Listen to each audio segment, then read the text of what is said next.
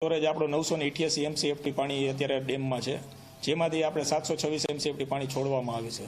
ના, એવી કોઈ પરિસ્થિતિ સર્જાવાની કોઈ શક્યતા નથી, કારણ કે જે આપણે ક્રેસ્ટ લેવલ છે આપણું, એની નીચેથી જ આપણે નગરપાલિકા GWSSBને પાણી સપ્લાય ડ્રિંકિંગ વોટર માટે કરવાના છીએ.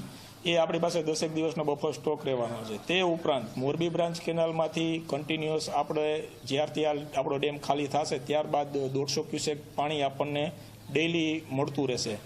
જે આપણી રેગ્યુલર જે 100 MLD જેવી ડિમાન્ડ છે નગરપાલિકા અને GWSSBની, એના કરતાં વધારે પાણી આપણને રોજે રોજ મળતું રહેશે.